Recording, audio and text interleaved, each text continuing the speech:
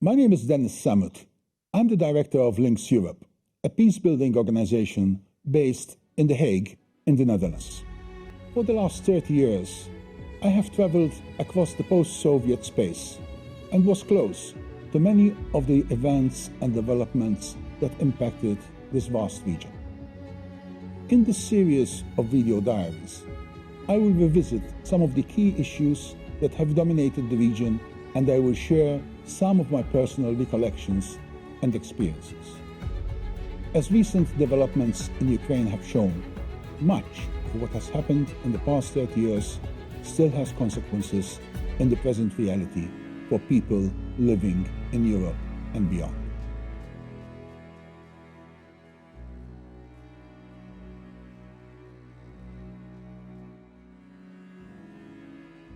The Soviet Union emerged from the turmoil of the Bolshevik Revolution in Russia in 1917. It was a state that essentially took over all the parts of what was the Tsarist Empire, plus some other territories, and created a country that stretched over 2 continents, was the largest country in the world, and had within it many nationalities, many different ethnic groups, and very different climatic regions, very different geographic regions. It was really a state that encompassed a big part and a big chunk of the world. It was also an empire. Although Soviets, and especially communist leaders of the Soviet Union, would have questioned that, the Soviet Union was from the beginning an anti-imperialist state. However, in essence, in the way that it organized itself, it had many features that appeared to be very similar to empires and to different imperial structures, both that existed at the time, but also that existed in the past. It was a country full of contradictions.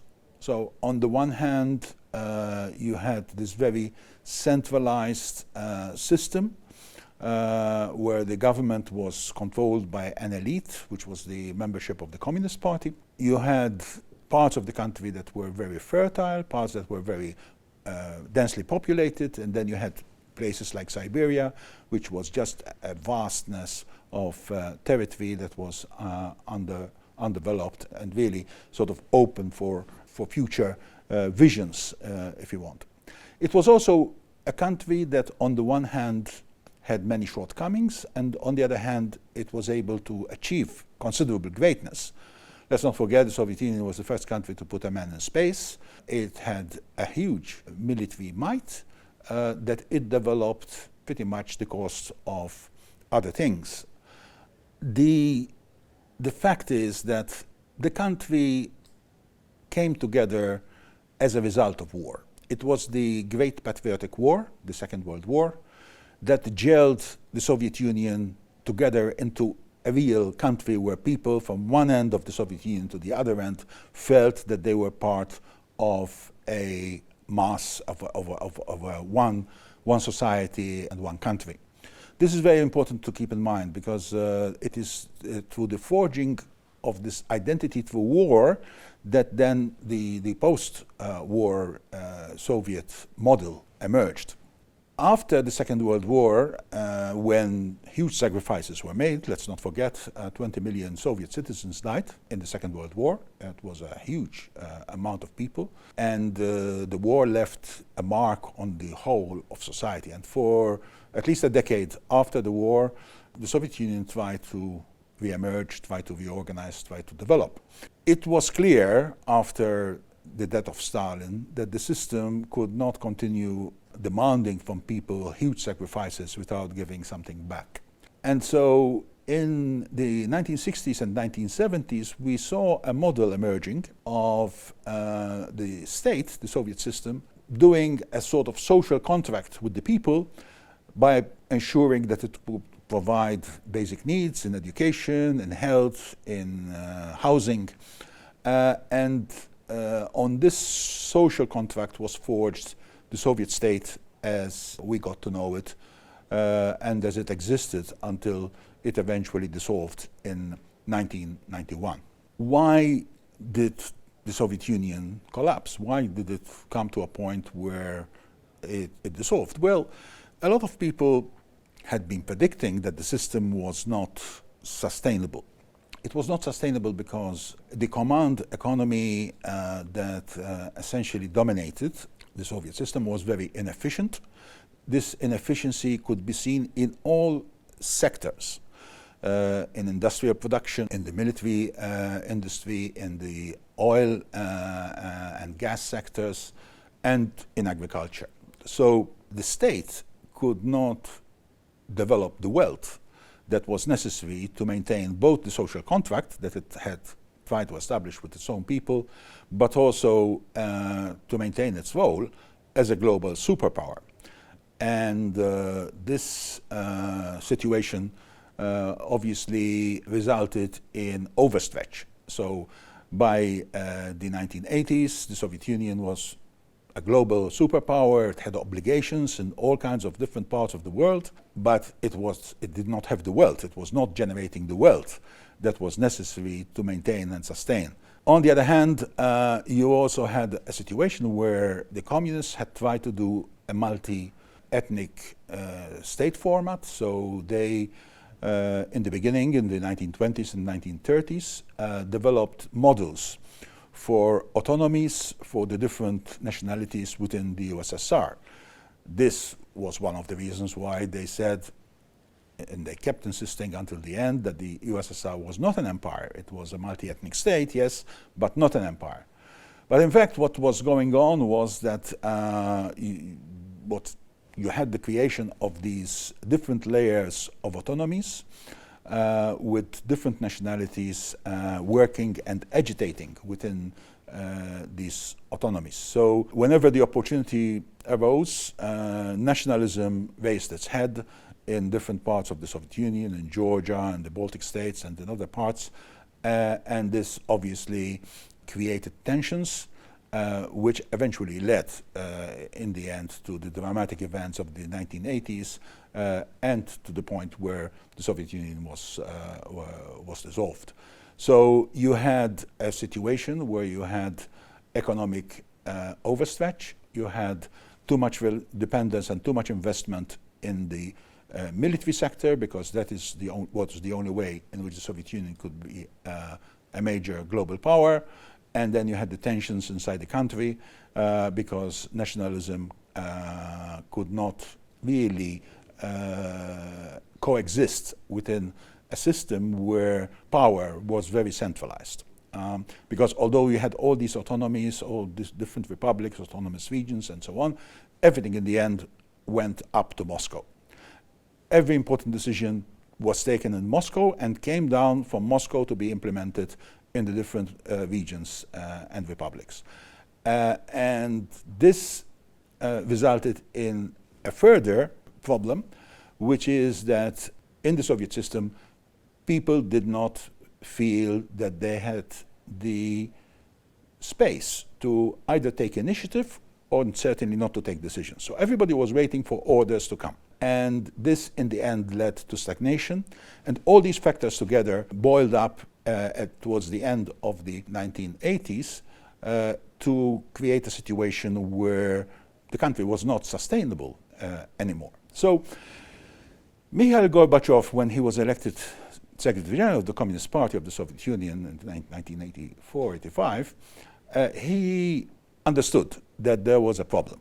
And he started a process called glasnost, openness, and perestroika, restructuring. And based on these two principles, tried to bring about change in the Soviet Union, but keeping the system. So Gorbachev was not against communism. He was not against the Soviet Union. He wanted to reform the system from within. The problem was that the moment that he started changing things, it became clear that it was too late, that the basis on which the Soviet state was established was too weakened, and the whole thing just simply evaporated. And it happened in a dramatic way and much faster than anybody could ever have predicted. There were people who were saying the Soviet Union will eventually collapse, but I don't think there was anyone who had predicted that it would happen so quickly and so dramatically.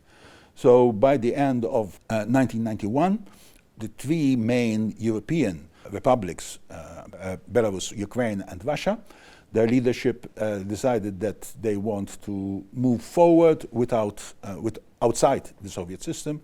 And so this led to essentially the resignation of Gorbachev and the dissolution of the Soviet Union into 15 different constituent republics. In the West, people were very surprised. No one thought that this was going to be possible, and no one was prepared for it. So the response was very erratic. A lot of foreign ministries of major Western countries predicted that although there would be this political turmoil, that in the end some kind of Soviet Union will remain.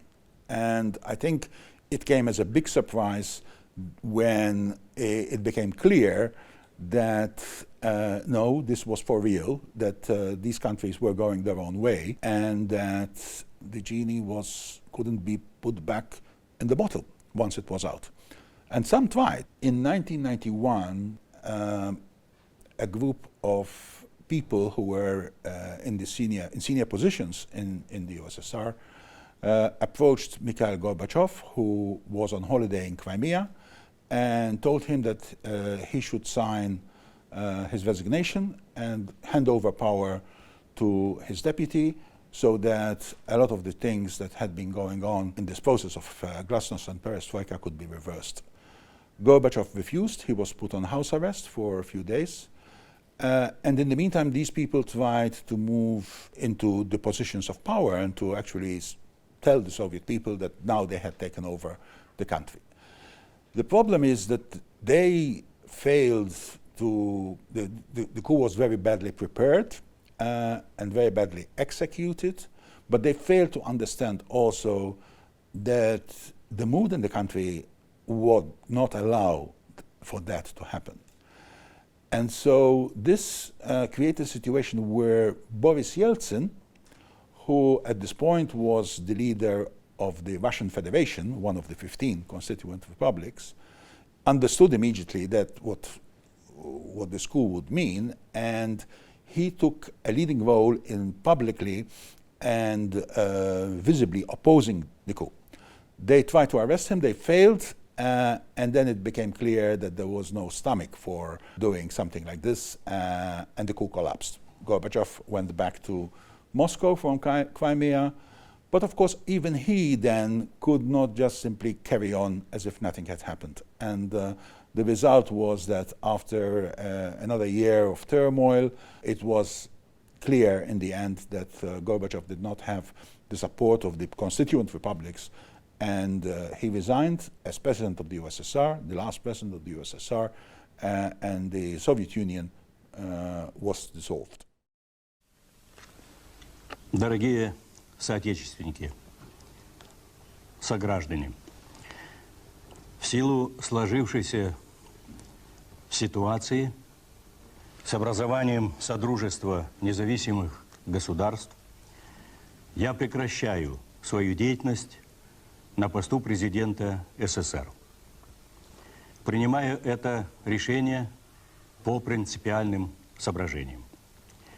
Я твердо выступал за самостоятельность, независимость народов, за суверенитет республик, но одновременно и за сохранение союзного государства, целостности страны.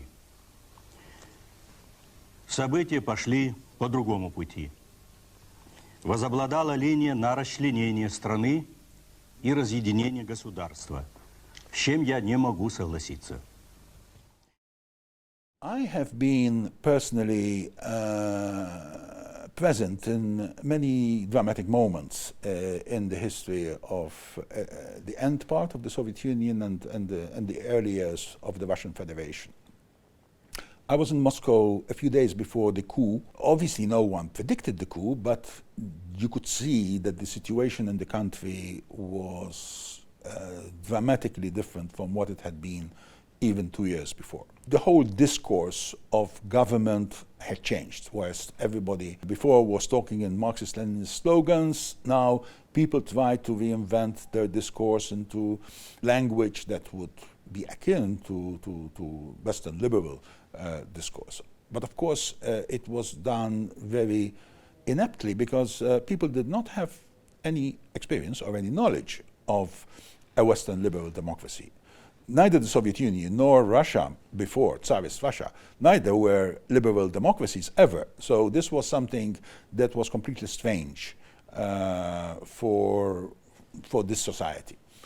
And so there were contradictions between those that were trying to push these ideas forward and the mass of the people who were really quite stunned with what was going on and not quite sure of what they felt was the best thing to do. There was this uncertainty. But then things took a much more dramatic turn once the Soviet Union was dissolved and the 15 republics emerged as independent states.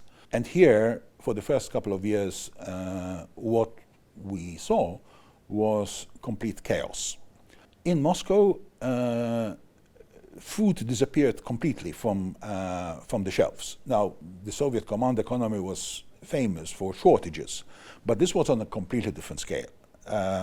You could not find anything to eat in Moscow. You know, all the shelves were empty. Most shops were even closed, and people were really struggling very, very hard to feed their families.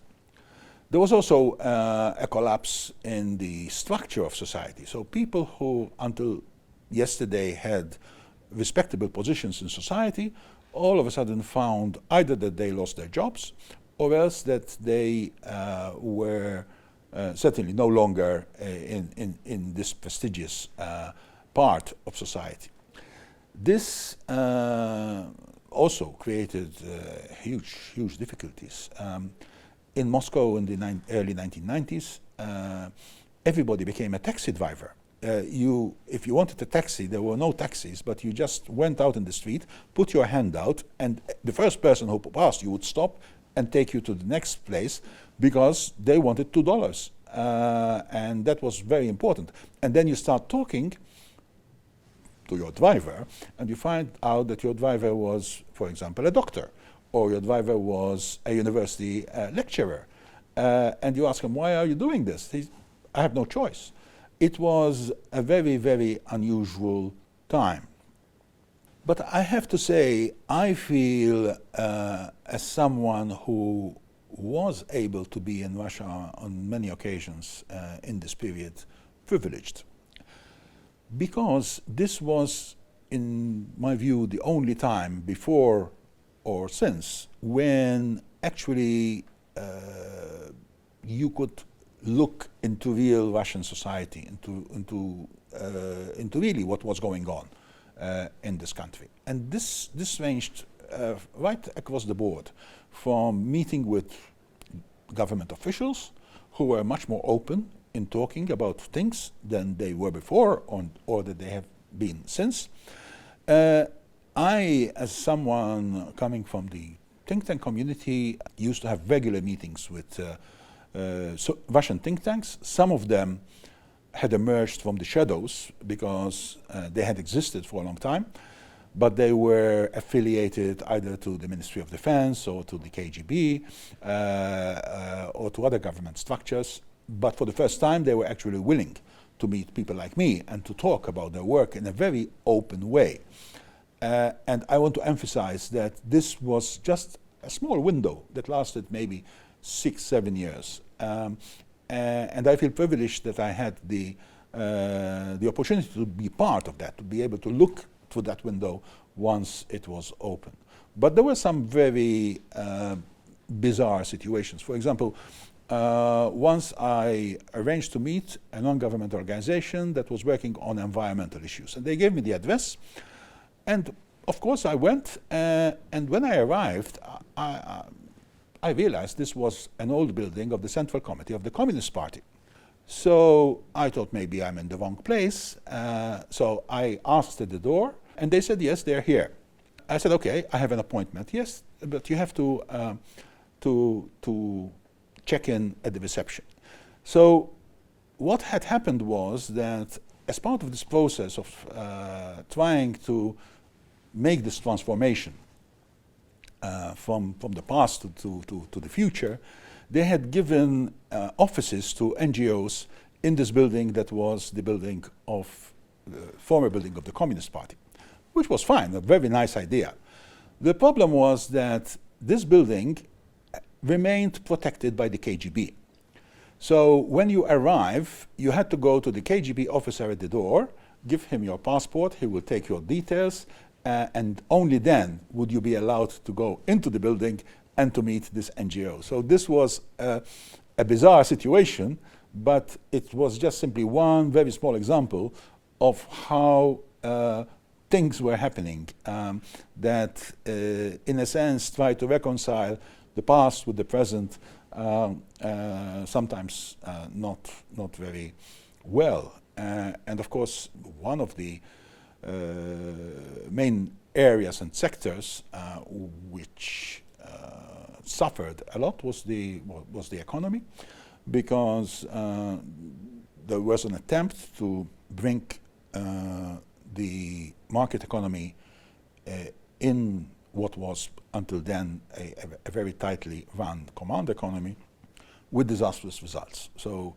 it was shock therapy, and the result was that many people suffered, and this created a traumatic experience that a lot of Russians until today remember that time as the bad old days, as the bad days.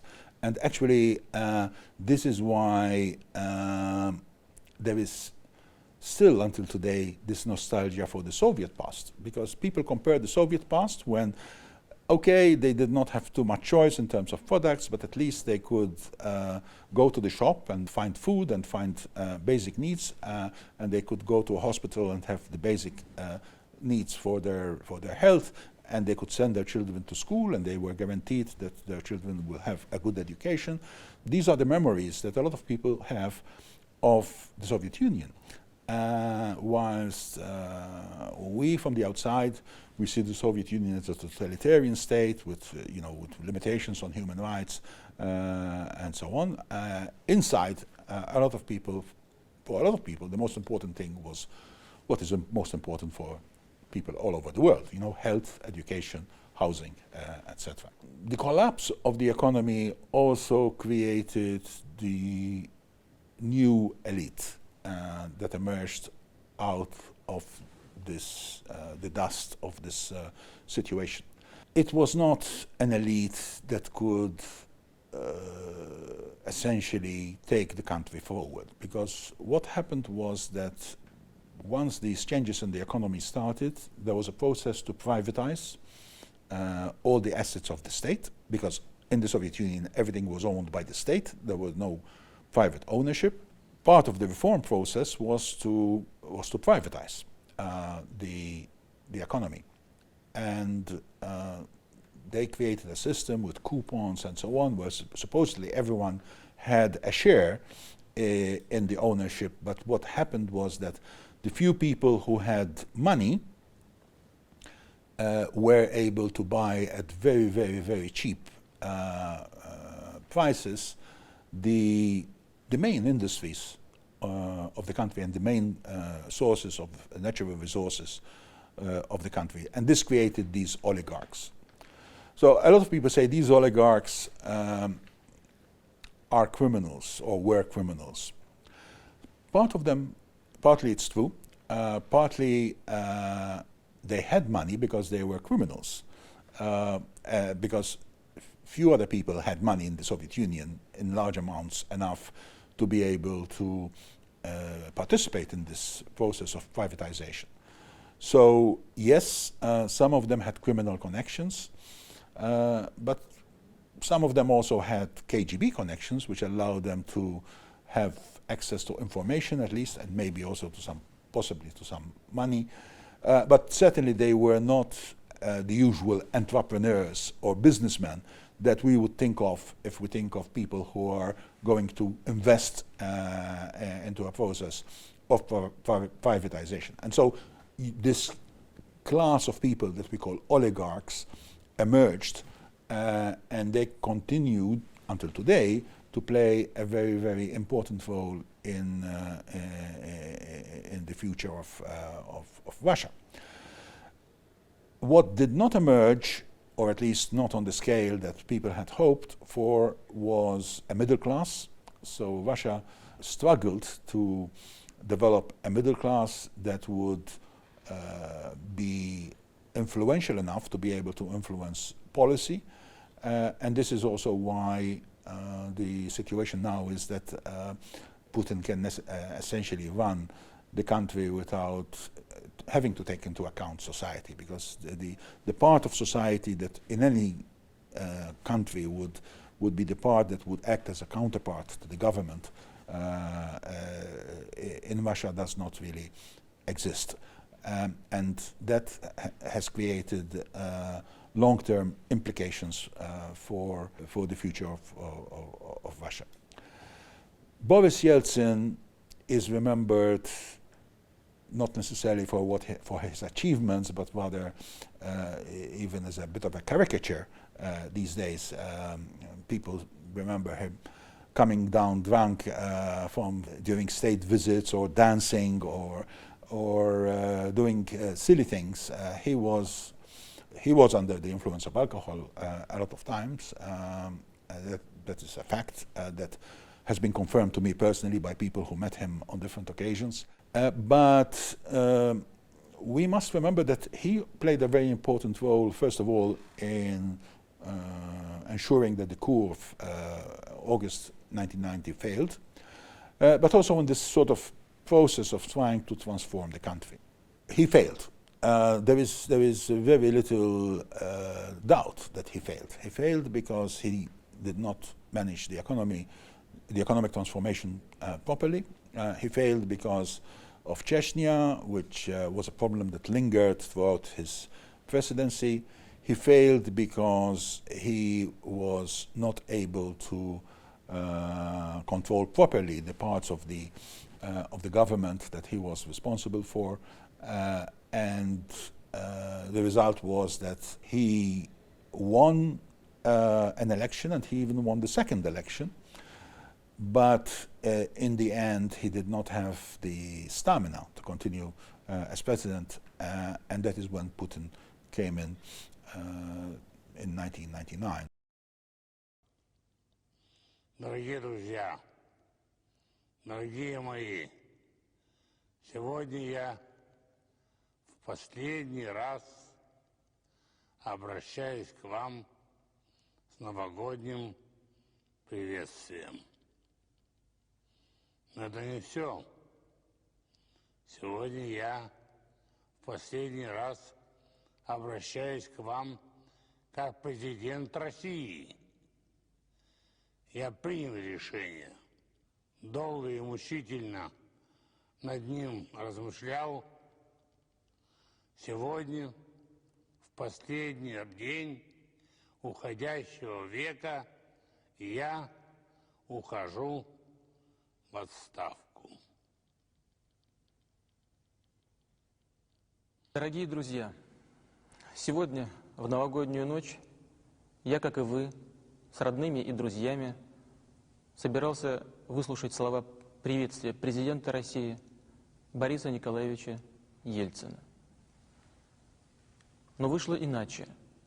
Сегодня, 31 декабря 1999 года, первый президент России принял решение уйти в отставку. Он просил меня обратиться к стране. Свобода слова, свобода совести, свобода средств массовой информации, права собственности – эти основополагающие элементы цивилизованного общества будут надежно защищены государством. Государство стояло и будет стоять на страже безопасности каждого нашего человека. So Yeltsin history will judge him quite severely. But I want to raise one issue here which I think is also important to remember, which is the failure of the West to actually react properly to the collapse of the Soviet Union and to the changes that were taking place in Russia. So Western countries, the Americans particularly, but also the Europeans, were overwhelmed by what was going on in Russia. They really did not appreciate the enormity of the problems and the enormity of the challenges. So the response was never adequate. And I compare the response to what was going on in Russia in the early 1990s to the response to what has happened in Ukraine in the last year. So with Ukraine, there was a clear understanding of what the challenge was, and the response was adequate. So the enormous economic support for Ukraine, the enormous military support for Ukraine, the enormous political support from Ukraine coming from across the European Union, from the United States, from other G7 countries. This is a good example of how to respond to a big crisis. But in 1991, the West did not see the collapse of the Soviet Union as a crisis. They saw it as an opportunity, which it was, but on the other hand, there was a failure to understand that this opportunity had to be nurtured. It was not a question of it's going to happen on its own. It meant that there was a possibility now that something could happen, that Russia could actually become a normal country, partner of Western countries in charting out the future of the world.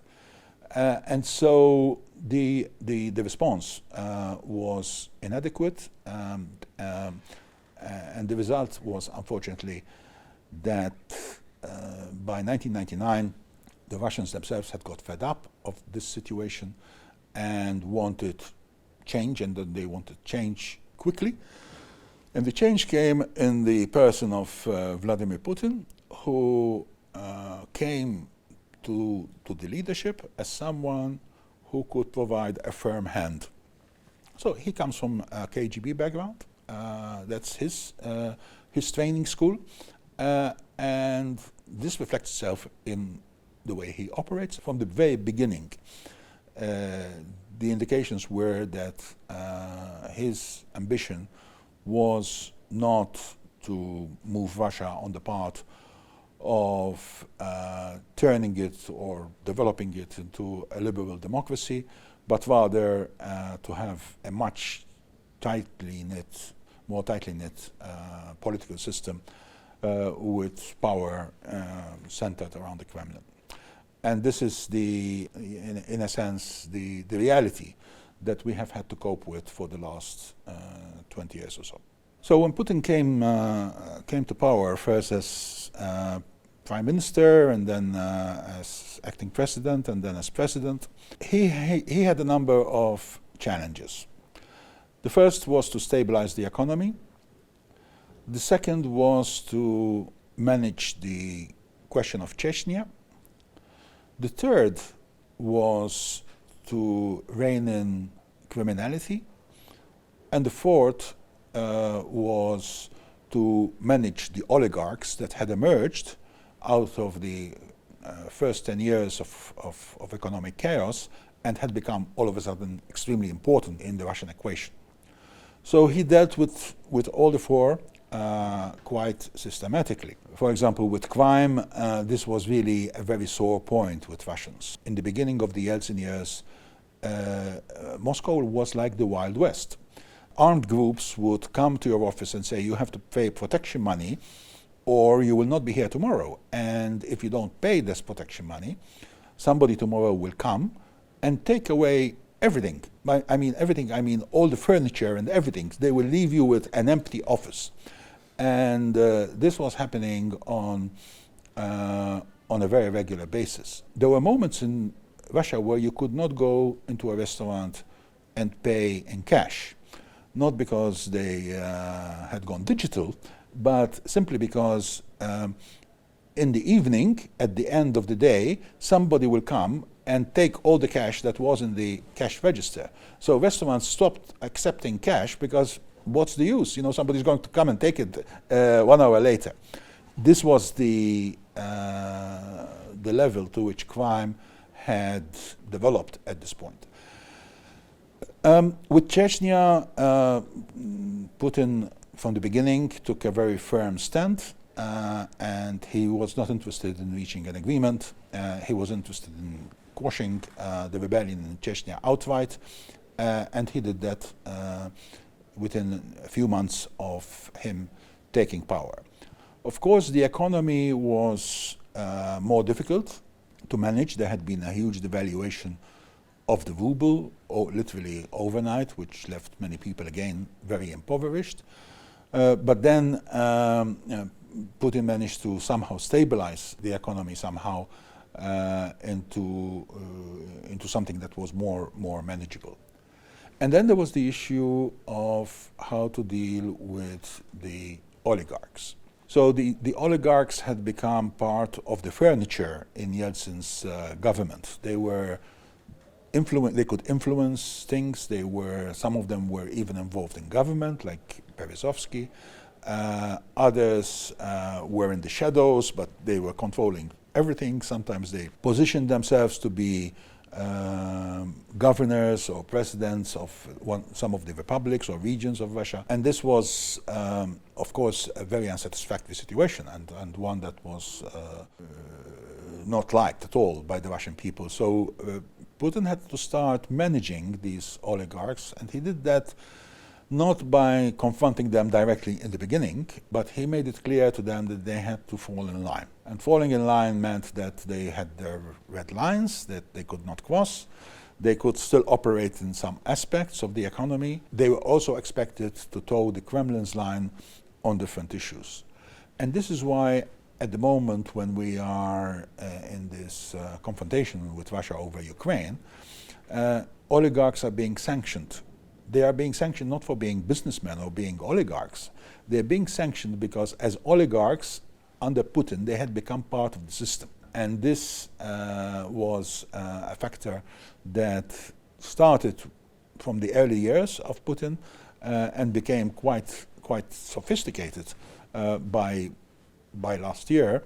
Although now, of course, with these sanctions, a lot of these oligarchs are understanding that perhaps the cost of being simply tools of the Kremlin was too high.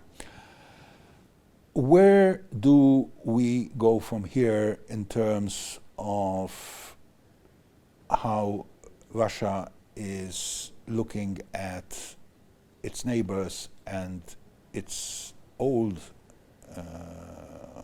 brothers in the Soviet Union? So 15 republics, 15 countries emerged when the Soviet Union was dissolved. 5 in Central Asia, 3 in the Caucasus, 3 Baltic states, and 3 Eastern European countries. And of course, Russia itself. These have taken very different trajectories. So the Baltic states very quickly joined NATO and joined the European Union. They even do not want to be called successor states of the Soviet Union. They say we were never really part. We were just simply absorbed into this empire, and we were very happy to be quickly out of it. In Central Asia, changes have been very slow, although they have accelerated in the last year or 2 years. In the Caucasus, the changes have been overshadowed by war and conflict.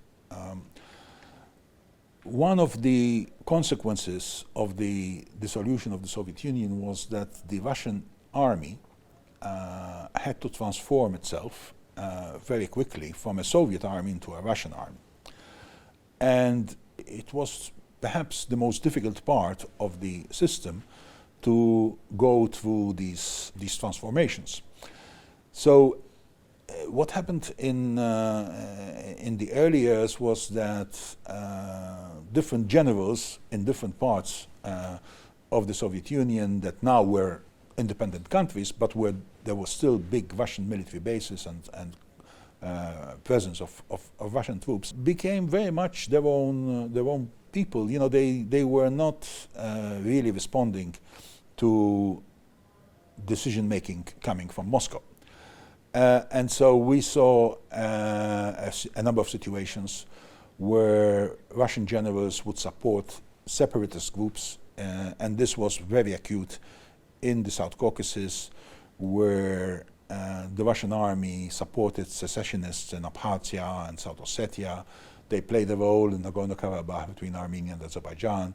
And of course, they also played a role in Moldova and the Transnistria area, where General Lebed decided that no one was going to mess about with his military base in Moldova, despite the fact that Moldova was now a different country, and created a situation that persists until today, with a part of Moldova having split from the mother country. Putin has on many occasions said that it was a mistake to dissolve the Soviet Union.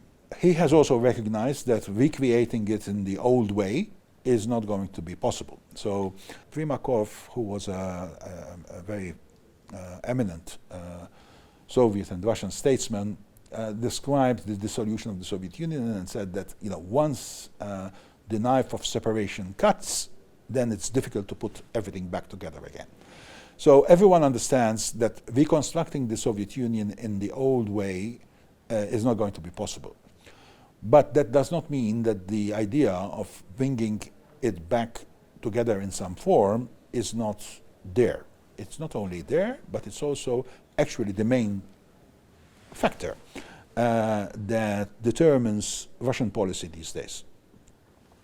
So what we are seeing in Ukraine at the moment is essentially a continuation of a process that has been ongoing since the day the Soviet Union was dissolved. And if you look at Russian actions in Georgia, in Armenia, Azerbaijan area, and in other places, you will understand that there is a pattern here. The pattern is to ensure that these new countries that emerged will not be able to be sustainable and will not be able to survive without some kind of Russian oversight or Russian presence. And so Russia has pushed over a number of situations an attempt to station troops in the different republics under the guise of being peacekeepers or to stabilize the political situation and so on and so forth, without really taking into account the fact that in these countries there is no desire to return back into the Russian fold. There is a desire to have good relations with Russia, and you can see this amongst political elites in pretty much all countries, but not to go back to the point where Russia is sort of the dominating country in a system that brings together the others on the periphery. The fact that Vladimir Putin, however, persists in ensuring that such a vision continues is very worrying, because it means that Ukraine is not going to be resolved very soon, and it also means that there are other scenarios that one can envisage developing going forward when even if Ukraine is sorted. So there is a need to have a transformation in the way that Russia thinks on these issues. Now, a fiasco in Ukraine can possibly be the way in which this transformation can happen. It could be the basis from which soul-searching in Russia and amongst the Russian elite takes place, and an understanding emerges that the empire is over and the country needs to take a different path going forward. But we are not there yet. What we're saying is, in fact, the contrary. What we saw in February 2022 was an attempt by the Russian government, by Putin's government, to literally go in and take over a neighboring country, because in the mind of this section of the Russian elite, these are all Russian lands. These are all lands that Russia has a historical role in, and therefore Russia needs to be there and exclude everybody else. So this is the thinking, and this dangerous thinking has led to war, and unfortunately it can lead to even more war going forward. We should not underestimate the very big challenge that this situation creates for the international system and for peace in the world. So we can see that the fact that these last 30 years have been 30 years in which there has been constant turmoil, where Russia itself has not been able to stabilize and do the change that we had expected, means that we will likely be facing more problems of the same kind as we are seeing in Ukraine going forward, unless there is a very big change and shift of opinion in the Russian leadership. Now, it is possible, but it's unlikely. People say if once Putin dies, something else will happen. I happen to disagree with this. I think Putin is not just simply a man, he's a system. And that the system, once he dies, will replace him with someone else with very similar outlook. However, because it's a system and not a man, it also means the system has one overarching ambition, and that is to survive. So if the system understands that survival will depend on changing the dynamic and changing policy, then the system may decide to change and may actually find a way to reconcile with this historical fact that the Soviet Union stopped existing in 1991 and cannot be recreated.